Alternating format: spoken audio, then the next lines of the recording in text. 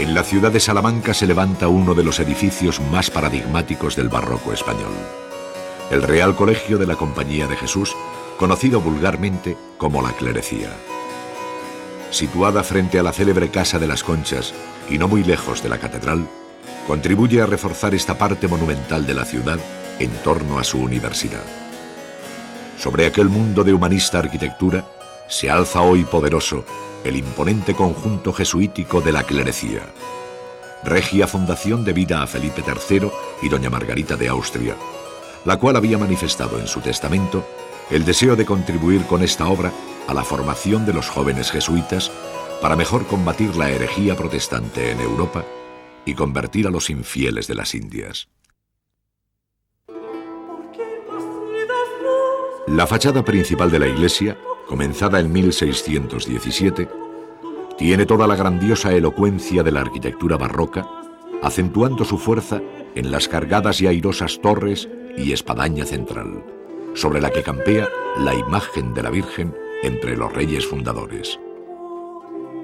Las torres fueron añadidas en 1750 por el arquitecto Andrés García de Quiñones, quien de este modo equilibraba la sobriedad de los dos cuerpos inferiores y aumentaba la verticalidad de la composición en un espacio sin apenas perspectiva frontal. Unos abultados y caprichosos órdenes clásicos recorren el plano de la fachada, creando las calles en que se abrieron puertas, huecos y hornacinas, además de dar cobijo a los escudos, reales unos y sin labrar los otros. La iglesia cuenta con otra entrada menor, pero no por ello menos bella.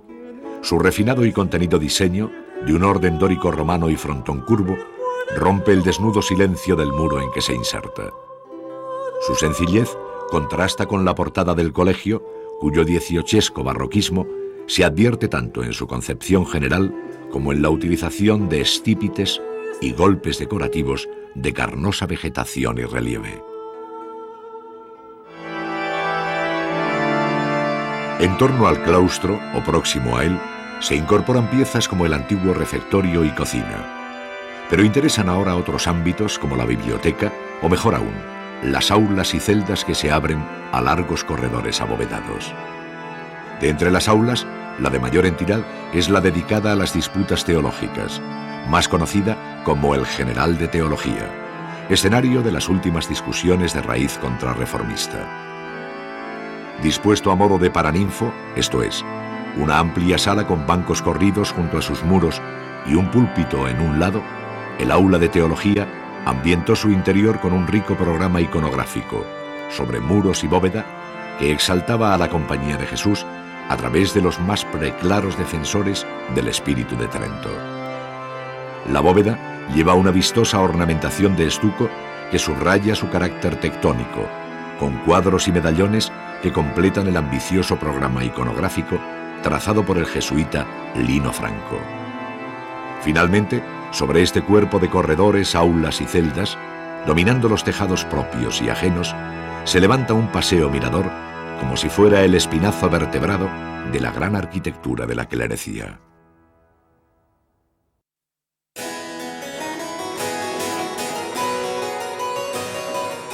En el diario del Colegio Jesuítico se anota en febrero de 1746 lo siguiente. El 12 de este mes se estrenó con el primer acto que se tuvo el nuevo General de Teología. La función estuvo sobremanera lucida por el concurso de gente que acudió a ver el general. En efecto, allí lucieron las yeserías haciendo vibrar la bóveda con la misma retórica formal con que se planteaban las disputas teológicas.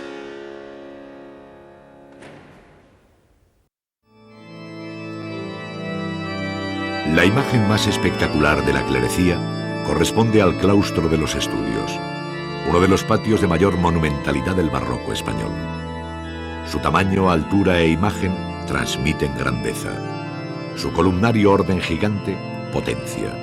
Y todo en él es vigor de ósea arquitectura. Las fuertes columnas, sobre alto plinto y de abultado capitel compuesto, sostienen un entablamento discontinuo sobre el que carga el piso ático. Entre aquellas se abren paso los arcos de la planta baja, así como los balcones del piso principal. Unos óculos ovales, a modo de montantes, aseguran la iluminación interior de las crujías. La gran escalera de honor ponía en comunicación las distintas plantas, utilizando un sistema de bóvedas rampantes consecutivas que apoyan en el muro de la caja de la escalera. Su bóveda de paños lleva hermosos estucos polícromos y muestra de nuevo los escudos de los reyes fundadores, a los que recuerda la inscripción de su base.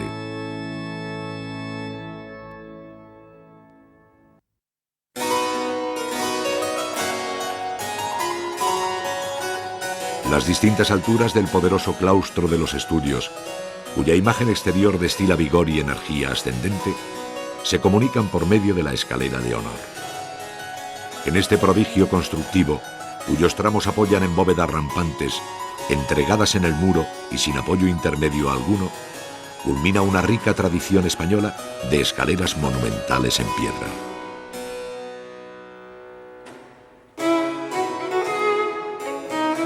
El interior de la iglesia sobrecoge por su carácter y grandeza, dejando ver el regio mecenazgo en la expresión contenida y en el lenguaje clásico de su arquitectura.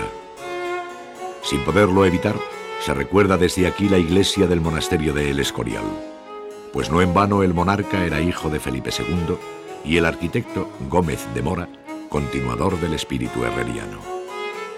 La majestuosa nave con capillas laterales y crucero de cortos brazos responde al común programa de las iglesias jesuíticas, llevando como sello inequívoco de estas los balconcillos sobre los arcos de las capillas.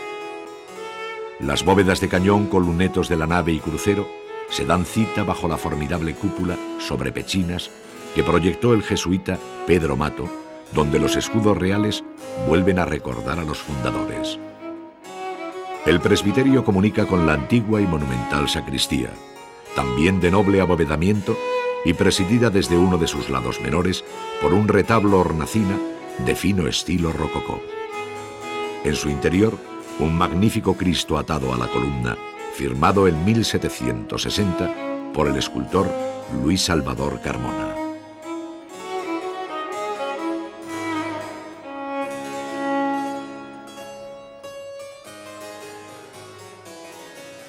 La construcción de la iglesia exigió una grúa que debía de ser de vuelta entera, que amaine los pesos en los 4 pilares de la capilla mayor y que se puedan cerrar los 4 arcos del crucero de la dicha capilla, llevando una rueda de 16 pies de hueco y diámetro. Es decir, una de aquellas grúas de ruedas movidas por varios hombres que, caminando sin parar en su interior, elevaron las piedras a los 50 metros de altura que alcanzó aquí la cúpula.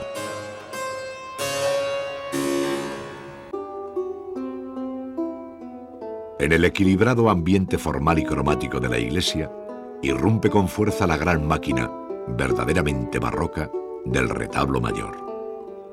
Su arquitectura incorpora un temprano orden de columnas salomónicas, adelantándose en unos años a los retablos más conocidos que la familia churriguera haría populares.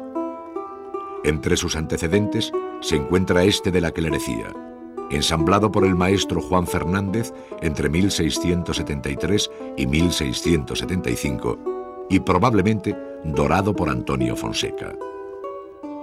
En su calle central y sobre el altar se levanta un elegante tabernáculo exento, también de orden salomónico y rematado por una cúpula. Inmediatamente encima, formando el cuadro principal del retablo, se ve el relieve con la escena de la venida del Espíritu Santo, que, como las demás esculturas de los padres de la Iglesia, en las entrecalles de las columnas y de los evangelistas sobre el entablamento, se deben a los escultores Juan Rodríguez y Juan Petty. Los brazos del crucero, así como las capillas laterales, albergan una buena colección de retablos de distintas épocas, desde los salomónicos dedicados a San Ignacio de Loyola y San Francisco Javier, hasta otros más modernos que, como el de Santiago, fueron diseñados por Andrés García de Quiñones.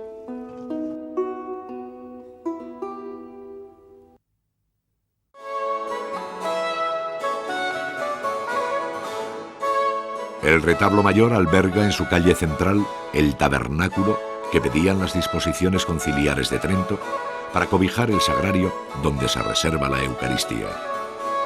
Aquí, como exigía San Carlos Borromeo en sus recomendaciones sobre la construcción de las iglesias y el ajuar litúrgico, no solo el tabernáculo tiene apariencia áurea, sino que se recubre de oro todo el retablo.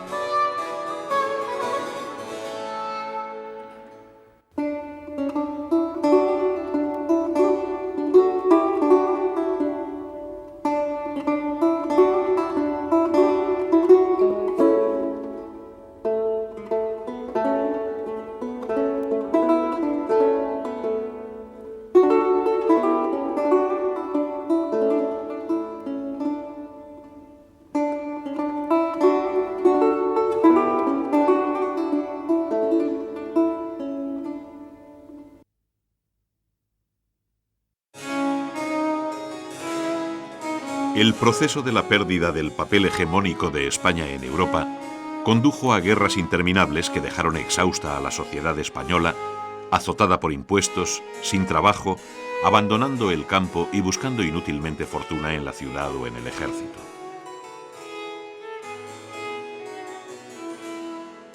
Ello afectó especialmente a Castilla, que, como escribía Quevedo, de tantas veces como la sangraron, solamente en los huesos la dejaron. Los validos, las intrigas de la nobleza, la venta de cargos y oficios públicos, el privilegiado clero, los artesanos y comerciantes ante un comercio e industria en franca regresión y una amplia base campesina que se llevó la peor parte de la crisis, dibujan una sociedad en la que pícaros y vagabundos encarnan el obligado colofón. La corte de los Austrias españoles se distingue por su carácter reglado y ceremonioso, que al tiempo que exalta la figura del rey, lo aísla. Este, como representante de Dios en la tierra, es el eje del sistema político basado en el dualismo monarquía-reinos, que orgánicamente se estructura en el llamado gobierno de los consejos, tales como el de Estado, Hacienda, Inquisición, Castilla o Indias, entre otros, según sus competencias.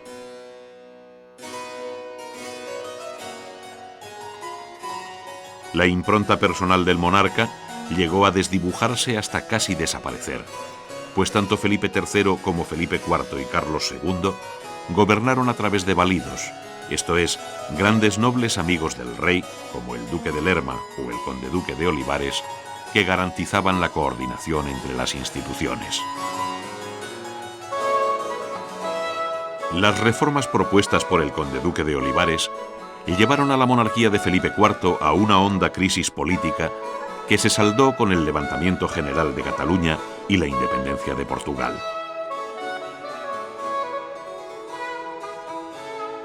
El valido de Felipe IV deseaba organizar un ejército, la llamada Unión de Armas, sostenido no solo por Castilla, sino también por las coronas de Aragón y Portugal, a lo que éstas se negaron.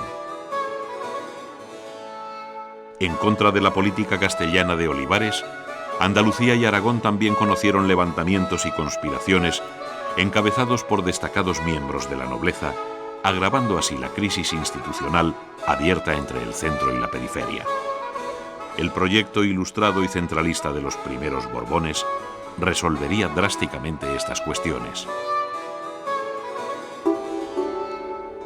La crisis económica que afectó a Europa en el siglo XVII conoció en nuestro suelo tintes dramáticos.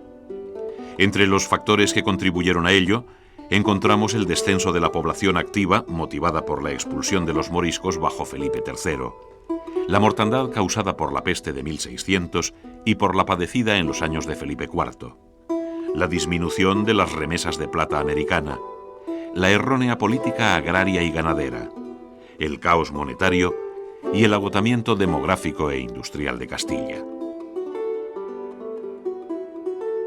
Asimismo, el inmovilismo social y mental impidió hacer frente con realismo a esta situación, sobre cuyos remedios tanto escribieron los arbitristas.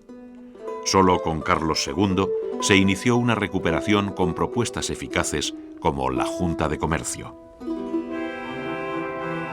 A la muerte de Felipe II, el principal objetivo de su sucesor fue el de ir cerrando frentes abiertos ante sus más significados enemigos, hasta conseguir una paz tan provisional como imprescindible para la fatigada monarquía española.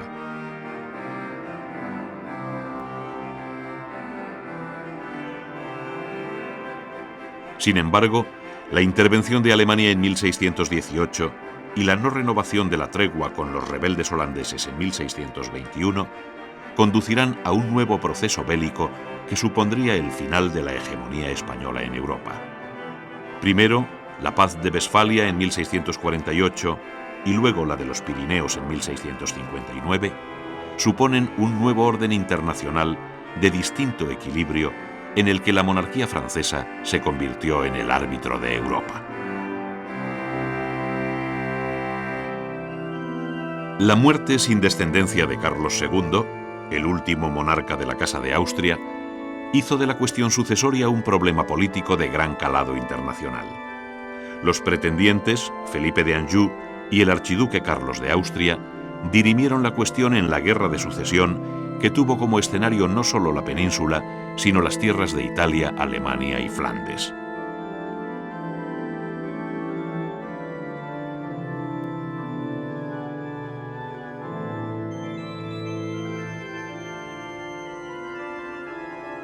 Los tratados de Utrecht y Rastatt, en 1713-1714, reconocieron a Felipe de Borbón como rey de España, pero a cambio de perder ésta sus posesiones en Italia y Flandes. Tanto Felipe V como Fernando VI significaron un cambio sustancial en los planos político, social, económico y cultural del país, poniendo en crisis definitiva la concepción del mundo barroco.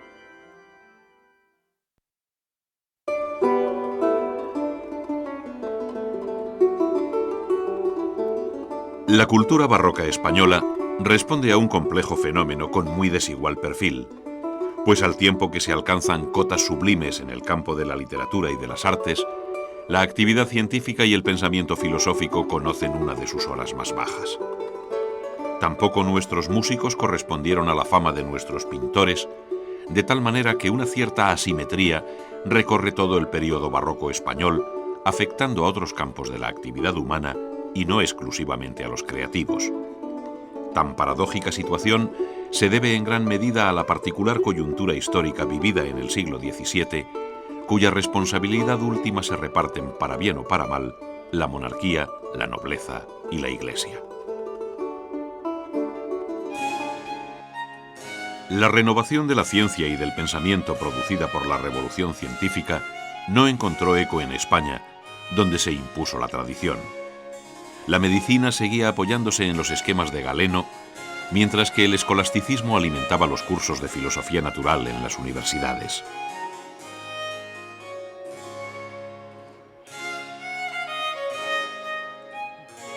Al final del siglo XVII, un grupo de intelectuales, los novatores, se esforzaron por incorporar las nuevas líneas de pensamiento a nuestros modestos cenáculos y academias, donde las matemáticas, la física o la astronomía se adecuaron a los modernos criterios.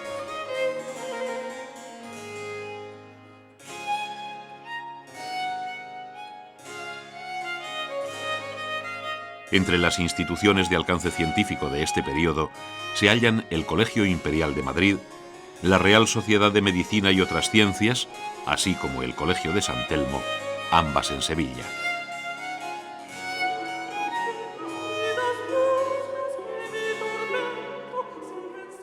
El siglo de oro de la literatura española abarca los siglos XVI y XVII sin cesura alguna y de mano de escritores como Cervantes, Góngora, Lope o Quevedo, que publicaron sus más significativas obras bajo el reinado de Felipe III, como la inmortal novela cervantina de El ingenioso hidalgo Don Quijote de la Mancha.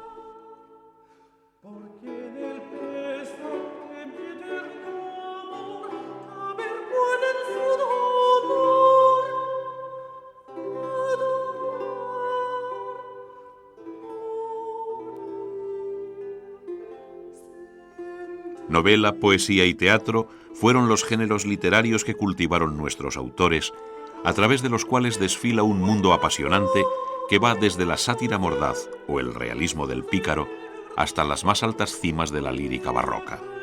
Desde el Buscón, ejemplo de vagabundos y espejo de tacaños, de Quevedo, hasta las soledades de Góngora.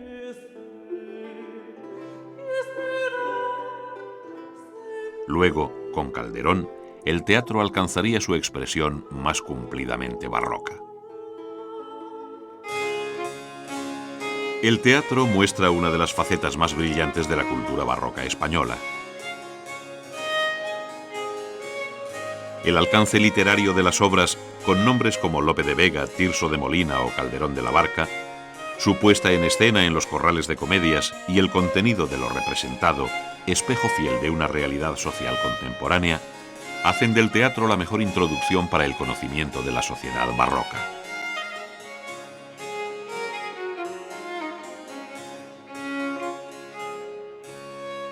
A ello contribuyó la personalidad y obra de Lope de Vega, autor del Arte Nuevo de hacer comedias, que publicado en 1609 anuncia el nuevo tiempo del teatro español de amplia aceptación popular.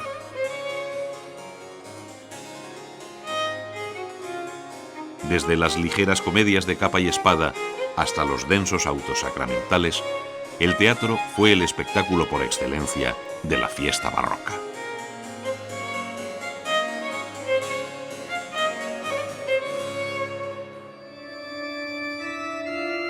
El espíritu religioso de la Contrarreforma late, preside y vigila la política, las formas de vida, la ciencia, el arte y la cultura. Nada escapa a esta mirada delegada de Dios en la tierra, de cuya ortodoxia se encarga el alto tribunal del Santo Oficio, la temida Inquisición.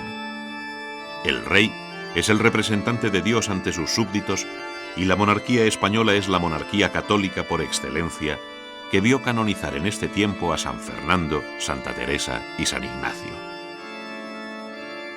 Felipe IV consultaba los asuntos de Estado con Sor María de Ágreda, mientras que la reina regente doña Mariana nombró a su confesor, el jesuita Nitard, presidente del Consejo de la Inquisición y primer ministro. En la música instrumental, la guitarra española llegó a desbancar a la vihuela y el laúd en su nueva configuración de 5 cuerdas sobre las 4 que tenía la guitarra popular. Tratados como el de Gaspar Sanz, dedicado a don Juan de Austria y a Carlos II, enseñaban cómo vencer las dificultades del instrumento punteando o rasgueando chaconas, zarabandas, canarios, marizápalos y españoletas, entre otros aires y danzas.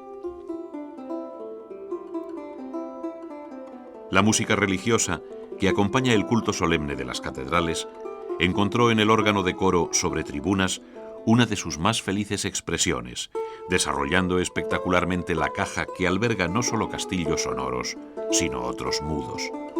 La disposición tendida en horizontal de la trompetería caracterizó este órgano español.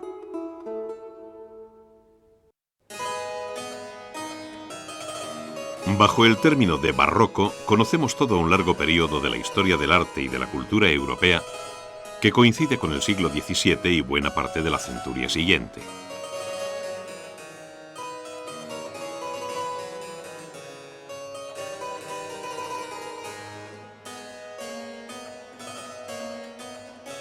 El barroco se inició en Italia, se extendió luego hacia España y los países germánicos, mientras que Inglaterra y Francia prefirieron seguir las ordenadas pautas de la tradición clásica. Así, barroco y clasicismo representan en este tiempo las dos caras de una misma moneda.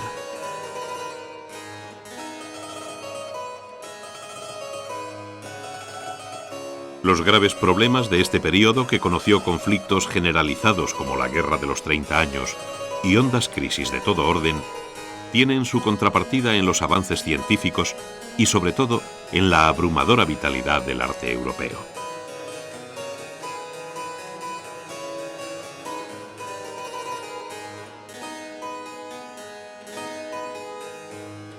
Bien pudiera decirse que asistimos a un segundo renacimiento, cuya pujanza y matices hacen notables todas las escuelas posibles dentro de esta Europa enfrentada por la guerra y la religión. El mundo de la pintura, sobre cuyos lienzos van pasando los testigos mudos pero expresivos de una época, se convierte en el mejor retrato, colectivo o intimista, de la sociedad barroca.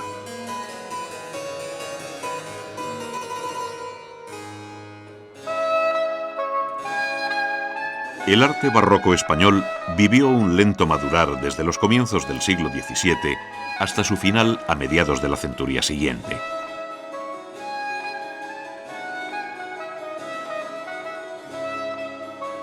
A estos cambios inducidos por el paso del tiempo, hay que añadir los matices diferenciales de las escuelas, cuyo reparto geográfico ofrece un completo panorama.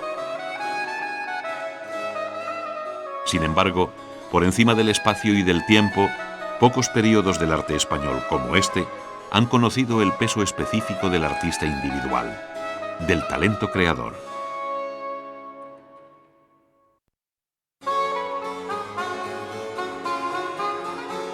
La arquitectura española del siglo XVII, fuertemente enraizada en la tradición renacentista, conoció un perezoso despegue hasta alcanzar su mejor expresión barroca en la transición al siglo XVIII.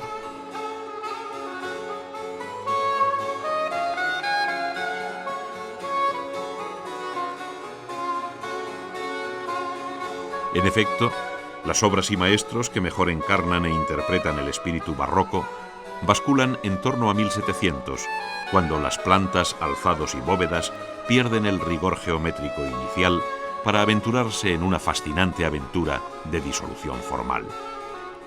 A ello contribuyó de modo eficaz la fuerza creciente de la decoración, pues allí donde germinaba perdía solidez la arquitectura.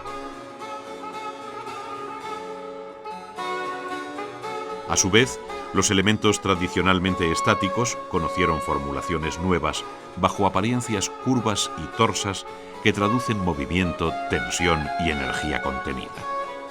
Por ello, bien pudiera decirse que la llamada columna salomónica, salpicando fachadas, retablos, tabernáculos y camarines, se convirtió en un símbolo formal de los valores esenciales del arte barroco, esto es, vitalidad, anhelo interior y gesto expresivo.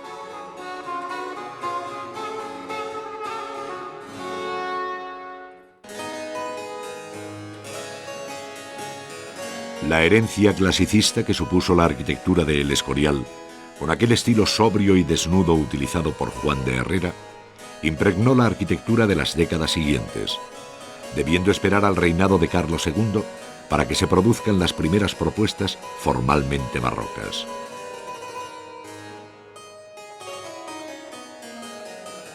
Estas, según escuelas y maestros, dieron lugar a una arquitectura de muy dispar imagen.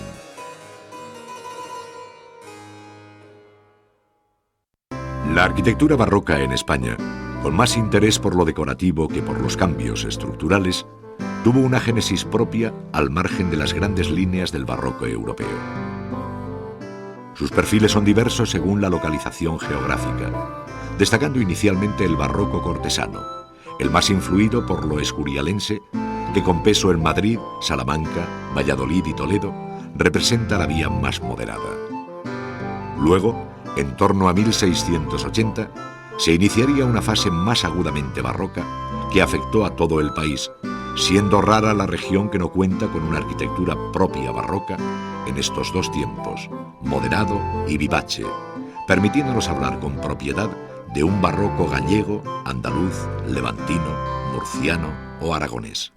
Las distintas escuelas se vertebraron en torno a los grandes maestros, y así, en la primera etapa del barroco español, cuyo final situamos en 1680, los seguidores de Herrera que trabajaron en Castilla se llamaron Francisco de Mora, Juan de Tolosa y Juan Gómez de Mora, entre otros.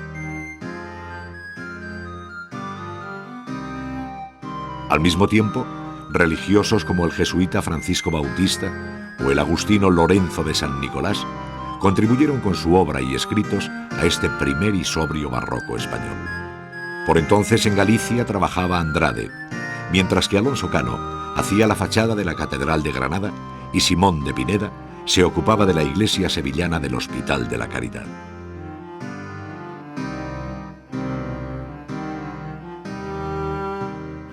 No obstante, en torno a 1700 crecerá el número de nombres como los de Casas y Novoa en Galicia, la familia Churriguera, los Tomé y Pedro Rivera en Castilla, los Figueroa, Acero, Hurtado, Izquierdo y Bada en Andalucía, hasta hacer tan interminable como interesante la nómina de maestros que proyectaron edificios religiosos y civiles, trazaron retablos y transformaron viejas iglesias medievales en espectaculares espacios barrocos. La mayor fuerza de la arquitectura barroca, hasta bien entrado el siglo XVIII, seguirá estando en la de carácter religioso, pues no puede olvidarse la naturaleza católica de la monarquía española y el dominante espíritu de la Contrarreforma. Ello se acusó también a través de la arquitectura, creando imágenes espectacularmente barrocas, como la fachada de la Catedral de Murcia, o bien otras de callada intimidad, como los sagrarios cartujanos. Precisamente, el barroco español tuvo especial predilección por esta arquitectura interior de pequeños espacios como camarines, sagrarios, tabernáculos, capillas de devoción y sacristías, donde los efectos de luz y la rica e imaginativa decoración logró un particular clima de recogimiento y devoción. Si bien los edificios religiosos se llevan el mayor peso de la arquitectura barroca, la arquitectura civil también ofrece ejemplos de gran importancia, sobre todo si se trata de edificios representativos, como los ayuntamientos. No faltaron tampoco las entradas monumentales, hospitales, hospicios, cuarteles, colegios y palacios particulares, en cuyas portadas se agolpan elementos diversos que hacen de ellas el acento más expresivamente barroco de la fachada. En este sentido, la portada del Palacio del Marqués de Dos Aguas en Valencia alcanza límites de insospechada belleza, como si fuera el canto del cisne de la arquitectura barroca, en la que ésta acaba por desaparecer en beneficio de una mera expresión decorativa de gran plasticidad. La ciudad no experimentó un cambio notable durante el período barroco, y las calles, en su trazado y dirección, dejaban ver su condición de antiguo camino rural buscando las puertas de la muralla. La novedad más sobresaliente radica en la definición formal de la Plaza Mayor, cuyo regular entorno se convirtió en la escena preferida de la sociedad barroca, dado su múltiple uso comercial, teatral, como cadalso y coso taurino. Su función comercial fue compartida con la calle Mayor, habitualmente también porticada. Los edificios y conjuntos de iniciativa real, así como las numerosas fundaciones religiosas, dieron a las ciudades españolas de los Austrias una inconfundible fisonomía.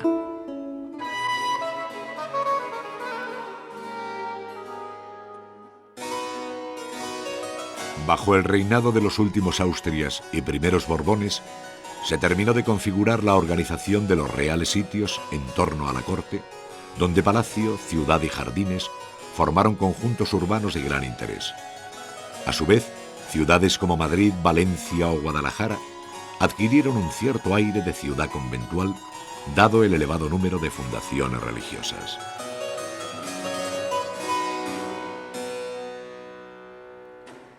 El siglo XVII vio crecer nuevos conjuntos urbanos de iniciativa privada, como puede ser el de la Villa Ducal de Lerma, a orillas del río Arlanza, en Burgos. Allí, el valido de Felipe III, don Francisco de Sandoval y Rojas, duque de Lerma, emulando el poder real, no solo construyó un palacio, sino que organizó el conjunto de la villa con una amplia plaza mayor porticada y dotó la fundación de varios conventos de franciscanos, carmelitas y dominicos. Su arquitectura y la de la Colegiata de San Pedro dan a la Villa Ducal un envidiable porte monumental.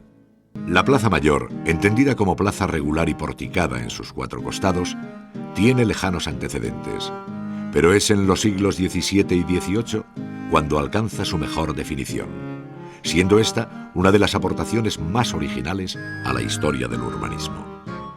La Plaza Mayor de Madrid, trazada por Gómez de Mora en 1636, es de sobria arquitectura y está presidida por la Real Casa de la Panadería. Su versión dieciochesca se encuentra en la Plaza Mayor de Salamanca, proyectada en 1729 por Alberto Churriguera, y entre una y otra se hallan las magníficas de León y Córdoba. El gusto por el jardín tuvo durante el siglo XVII su episodio más feliz en el Real Sitio del Buen Retiro de Madrid.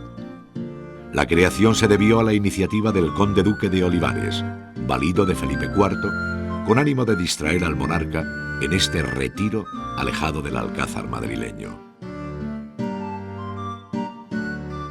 En el nuevo palacio, junto al convento de San Jerónimo, se plantaron árboles y se trazaron jardines, se colocaron estatuas, abundaron las fuentes y no escasearon los estanques y rías navegables.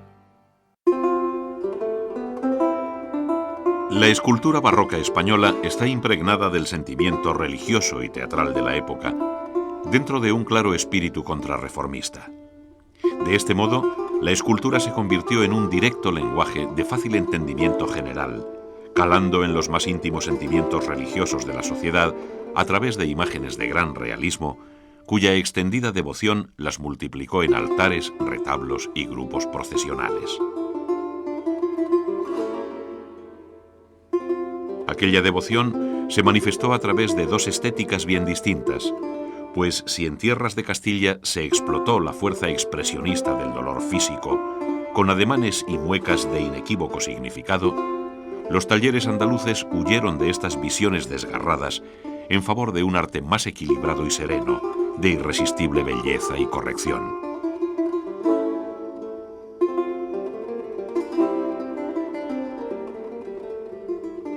Esta escultura se talló en madera, incorporando el color con un sentido igualmente realista, hasta llegar en ocasiones a introducir ropas verdaderas, así como ojos de vidrio y pelo real.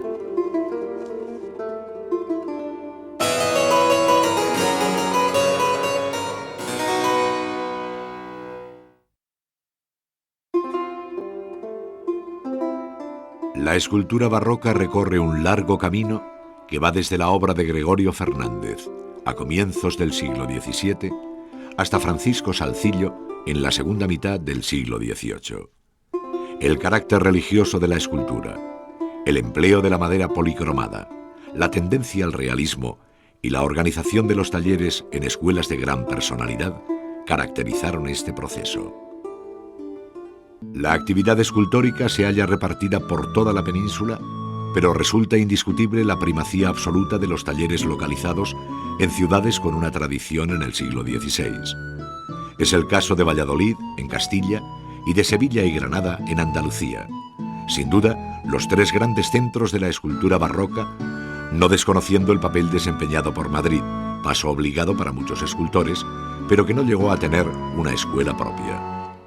Galicia, Navarra, La Rioja, Aragón, Cataluña, Valencia y Murcia contaron con importantes artistas, pero tampoco con escuelas propiamente dichas. La escultura estuvo fiscalizada gremialmente al exigir una carta de examen para pasar de la condición de aprendiz a la de oficial y poder establecerse por cuenta propia o bien trabajar en el taller de un maestro reconocido. Los grandes talleres, como el de Gregorio Fernández, agruparon a escultores, entalladores, pintores y ensambladores, permitiendo así hacer frente a complejos encargos como el de los retablos. La relación entre maestro y discípulos, basada en conceptos, modelos y técnicas comunes, hacen posible reconocer el hilo conductor de las escuelas, descubriendo la afinidad entre Martínez Montañés, Cano y Pedro de Mena, la existente entre Roldán y Duque Cornejo, así como, por razones obvias, el estilo familiar de los Mora y los Bonifaz. El artista más representativo de la escultura barroca castellana es Gregorio Fernández, en quien se aprecian las características de la escuela a través de un realismo expresionista de honda raíz religiosa. Sus doloridas versiones de Cristo yacente, las series de elegantes inmaculadas, el modo anguloso con que pliega sus ropas, la forma cuidada de tratar las cabezas y la serena composición de sus figuras serán referencia obligada para sus seguidores. Juan Martínez Montañés encarna el punto de partida de la escuela barroca andaluza, donde la religiosidad se expresa a través de una serena belleza que evita la visión trágica. El Cristo llamado de la Clemencia, la Inmaculada conocida como la Cieguecita y sus numerosos retablos manifiestan su personal estilo, basado en un prudente realismo de suave y exquisito modelado. La popular obra de Francisco Salzillo pertenece de lleno al siglo XVIII y cierra el ciclo de la imaginería barroca española. De su taller en Murcia salió un número grande de obras para altares y pasos procesionales, cuyas composiciones y detalles ofrecen un rico acabado pictórico. Alejado de los modelos castellanos y andaluces, muestra una fuerte influencia del arte napolitano. Los escultores siguieron utilizando las técnicas y materiales que se emplearon en España durante el Renacimiento, esto es, madera policromada, frente al uso generalizado que del mármol y bronce se hacía en Italia. No obstante, hay obras excelentes en mármol y alabastro, especialmente frecuentes en el ámbito catalán. La talla en madera recibía un acabado con pintura que tendió igualmente al realismo en ropas y encarnaciones, evitando el brillo del color y abandonando los dorados fondos de antaño. A su vez, los celosos gremios de pintores cuidaron de ser ellos mismos, y no los escultores, quienes acometieran este trabajo del que, en definitiva, depende la impresión final. Pacheco, el suegro de Velázquez, pintó algunas de las obras de Montañés.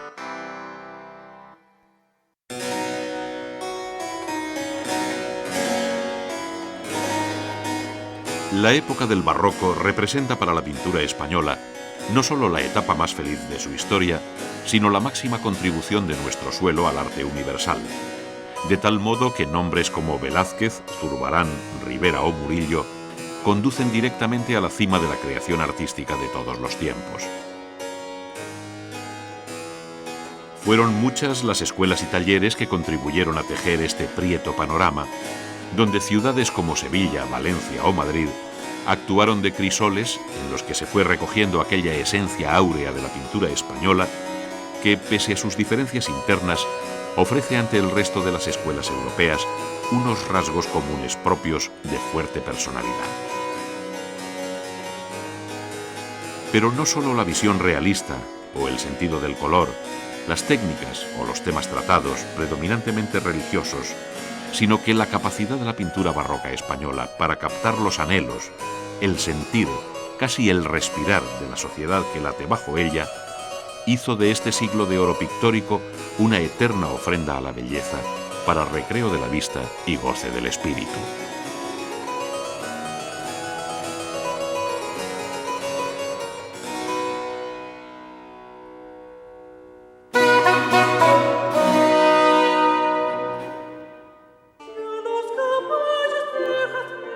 La pintura barroca española se caracteriza por la interpretación naturalista de la realidad.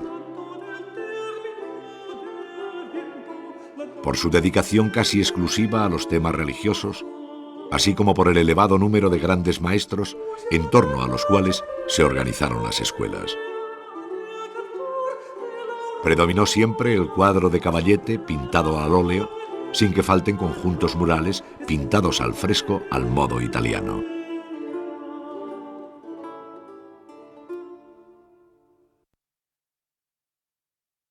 Los principales centros pictóricos son sin duda Valencia, que cuenta con larga trayectoria como escuela pictórica, Sevilla, importante centro artístico durante el Renacimiento, y Madrid, que se asoma al siglo XVII con un corto pero notable bagaje, el de los pintores italianos de El Escorial. A esto se suma la actividad de aquellos que pasaron o residieron en la corte, como Rubens y Velázquez, todo lo cual permitió formar una verdadera escuela madrileña. Estilísticamente, la pintura recorre un camino que va desde el naturalismo inicial, con fuertes dosis tenebristas en sus comienzos y siempre dentro de unas composiciones muy estáticas y equilibradas, hasta una visión propiamente barroca que afecta tanto a la composición general como al sentido del color. El milagro de la pintura barroca española radica en una generación de pintores nacidos entre 1590 y 1600, como Ribera, Zurbarán y Velázquez, de la que no están lejos otros más jóvenes como Murillo, nacido en 1618. Todos ellos fueron rigurosamente coetáneos de los grandes creadores del arte barroco europeo, entre los que se encuentran Bernini, Poussin y Rembrandt. La escuela valenciana cuenta entre sus pintores con José Ribera, cuya vida sin embargo transcurre en Italia, primero en Roma y definitivamente en Nápoles, protegido por el virrey el duque de Osuna. Su arte descubre esta influencia italiana por el modo de componer, con un peculiar sentido grande de la forma y por el tenebrismo visto en Caravaggio, que luego cede el paso a una paleta cuyo color nos llevaría a Venecia. Su técnica deja ver a un gran dibujante que a la vez que pinta, modela con el pincel, siempre al servicio de una observación penetrante y realista, captando con maestría el mundo de mendigos y desheredados, a veces asumiendo el papel de filósofos, pasando por los héroes del martirologio cristiano, hasta llegar a celestiales visiones marianas. La biografía de Velázquez responde al modelo de vida propio de un artista en la España barroca, al entrar como aprendiz en el taller de un importante pintor sevillano, Francisco Pacheco, con cuya hija casó. El viaje a la corte, convenientemente apadrinado, pero con el indiscutible argumento de su talento natural, le permitió retratar al rey Felipe IV, iniciando así una carrera palatina en el Alcázar madrileño que le hará merecedor del noble hábito de la Orden de Santiago. Las colecciones reales de pintura, el trato con Rubens en Madrid y 2 viajes a Italia harán evolucionar su técnica y estilo desde los iniciales bodegones tenebristas con medias figuras de pastosa factura hasta sus más conocidas obras de las hilanderas o las meninas, donde captó con suelta y magistral pincelada el aire, la luz y el color. En medio queda una colección extraordinaria de retratos por los que desfilan la familia real, el papa, el valido o los bufones de la corte. Asuntos religiosos pero también mitológicos como la fragua de Vulcano. Paisajes y cuadros de historia como las lanzas que representan en conjunto un legado pictórico excepcional. La formación de Zurbarán tuvo lugar en Sevilla, donde alcanzó la maestría en 1617, el mismo año que Velázquez. Establecido en su Extremadura natal, regresó a Sevilla para pintar varias series monásticas de distintas órdenes religiosas. En ellas encontramos al mejor intérprete de la silenciosa espiritualidad de los claustros de dominicos, mercedarios, franciscanos, cartujos y jerónimos para los que trabajó. Sus composiciones huyen de la verbosidad barroca para ceñirse de modo ascético a la sencillez de las actitudes y expresiones, sin dejar de escudriñar los rostros, las ropas y los objetos, con un realismo analítico difícilmente superable. De ahí el interés de sus bodegones, las más bellas naturalezas muertas que se hayan pintado jamás. Entre los pintores formados en Sevilla se encuentra Murillo, quien partiendo de la experiencia tenebrista y del naturalismo aprendido en las obras de Ribera y Zurbarán, supo crear un estilo propio basado en un realismo atemperado y amable en el que fue ganando terreno el color bajo una vaporosa atmósfera. Ello le garantizó un importante éxito popular, haciendo de él el mejor intérprete del cuadro de devoción.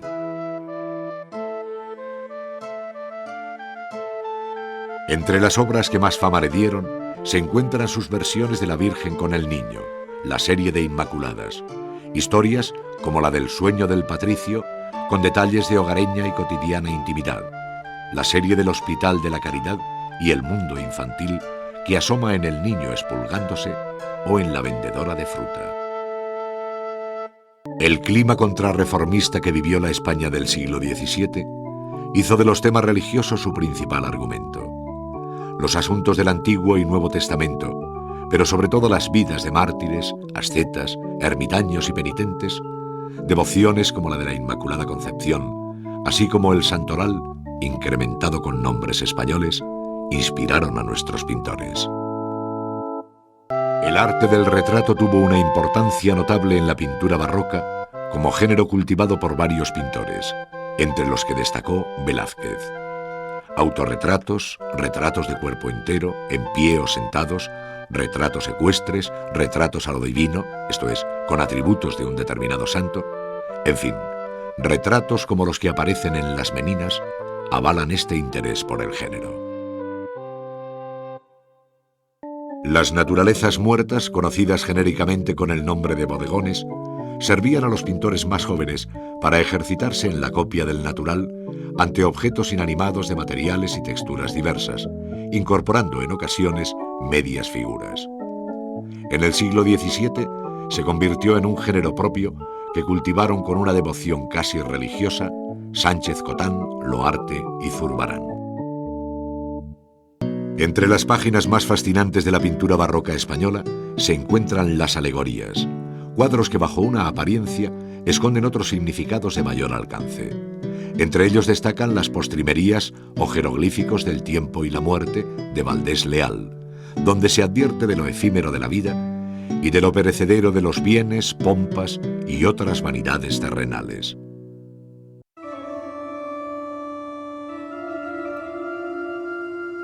El retablo, concebido como ordenada arquitectura en madera, con calles y cuerpos ocupados por escultura y pintura, es decir, como suma de las tres artes mayores, conoce durante la época barroca un proceso cambiante de gran interés hasta su práctica desintegración en una imagen globalmente fundida. Nunca como ahora, el retablo se concibió como gran máquina cuyo aparato y vistosidad eclipsa a todo lo hecho anteriormente. Su imagen desde el fondo del presbiterio refuerza la verbosidad del sermón barroco, llegando a desbordar aquel ámbito para contagiar espacios inmediatos, prolongando la decoración por capillas próximas y columnas cercanas, hasta crear una rara y atractiva atmósfera inconfundiblemente barroca.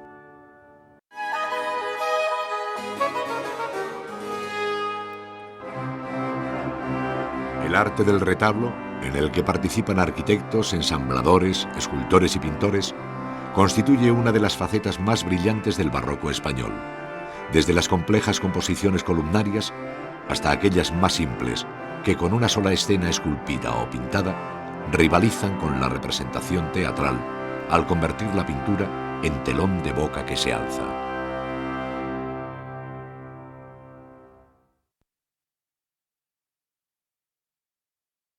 De las tres etapas en que se organiza la evolución del retablo barroco, la inicial corresponde a la primera mitad del siglo XVII, cuando aún perduran los cánones del retablo renacentista. Ello significa una sólida estructura arquitectónica con la superposición de los órdenes clásicos, formando calles y entrecalles en las que pinturas sobre lienzo, esculturas y relieves se reparten los distintos cuerpos. Así puede verse en el retablo mayor de la iglesia de San Miguel en Vitoria, obra maestra del momento, que se ofrece como marco de la excepcional escultura de Gregorio Fernández. Su calle central sigue reservándose a las imágenes de mayor jerarquía, como la Inmaculada Concepción y San Miguel, patrono de la iglesia. En la segunda mitad del siglo XVII apareció en el retablo español aquel orden salomónico que Bernini había utilizado en el baldaquino de San Pedro de Roma. La creencia de que las columnas del templo de Salomón habían sido torsas y su reutilización ahora como símbolo de alcance eucarístico en la primera iglesia de la cristiandad hizo que la columna salomónica encontrara un especial eco en el retablo hasta bien entrado el siglo XVIII. Fueron varios los maestros que introdujeron el orden salomónico en sus retablos, labrados en piedra o tallados en madera y dorados con panes de oro. Pero fueron los Churriguera quienes los popularizaron, recibiendo el nombre genérico de churriguerescos. Entre ellos destaca como obra maestra el de San Esteban de Salamanca. En un tercer momento, ya en el siglo XVIII, el retablo inició una aventura sin salida que le condujo a su disolución formal. Ello se debió a que el retablo dieciochesco, dando un paso más en su afán de renovación formal, buscó imágenes cada vez más sugerentes y originales, experimentando con superficies ornamentadas y olvidándose de la estructura. Surgieron así bellos retablos como la serie mural de la Catedral de Granada, donde aparecen estípites en lugar de pilares o columnas, y se perfilan a capricho entablamentos y remates hasta hacerse irreconocible la trama arquitectónica. Dentro del variado mundo de las artes decorativas, en el que se dieron cita tanto el refinado arte cortesano como el gusto popular, los distintos materiales ofrecieron un amplio abanico de posibilidades al mundo del diseño. Formas y colores a través de platos y botes de cerámica. Relieves sobre oro y plata repujada enriqueciendo urnas y custodias. mobiliario en madera formando vargueños y arquimesas, tejidos y bordados, alfombras y tapices, etc., hicieron de las artes suntuarias con las que se vistió la arquitectura barroca española, o de los objetos que se emplearon en la vida diaria, un bello muestrario que va desde la sobriedad del sillón frailero a la espectacular composición pictórica de los arrimaderos cerámicos.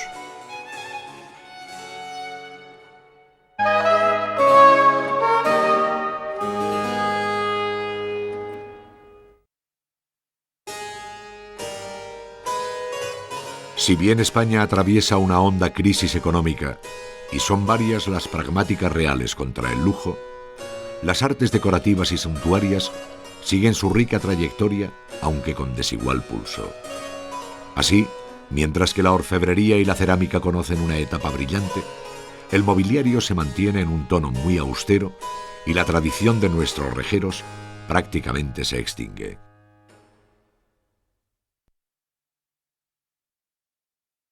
Las mejores piezas de orfebrería siguieron perteneciendo al ámbito eclesiástico, destacando como novedad los ostensorios o custodias portátiles llamadas de sol, por los rayos que despide el viril que va engastado en un ástil abalaustrado sobre ancho pie. Entre los objetos litúrgicos o de devoción, como cálices, cruces, relicarios, bandejas, portapaces, jarras, candelabros o frontales, hay que destacar la urna de San Fernando, obra maestra de Pina, labrada en Sevilla, que con Córdoba, Cádiz, Toledo, Madrid, Valladolid, Santiago y La Laguna cuenta con los mejores orfebres de la época. Durante el siglo XVII se mantuvo el mismo tipo de mueble del Renacimiento, de gran sencillez, sin apenas adornos y dejando la madera vista en su color. El mueble de mayor lujo es el vargueño o escritorio sobre una mesa, con o sin tapa, en cuyo interior se alojan pequeños cajoncillos decorados de modo diverso. El siglo XVII es la época dorada de la cerámica de Talavera, cuyos modelos y decoración se imponen en la península, eclipsando la producción de otros alfares de más larga historia. Sus formas fueron variadas, destacando las orzas, jarras de vino, cuencos, saleros, tinteros, jarrones y platos, entre muchas otras. Lo más característico de su decoración reside en la rica policromía sobre la base del azul y verde, con toques amarillos, anaranjados y ocres, con los que se pintan escenas de caza, caballos sueltos o luchas de fieras, todo siempre de factura muy suelta y sobre un inconfundible paisaje.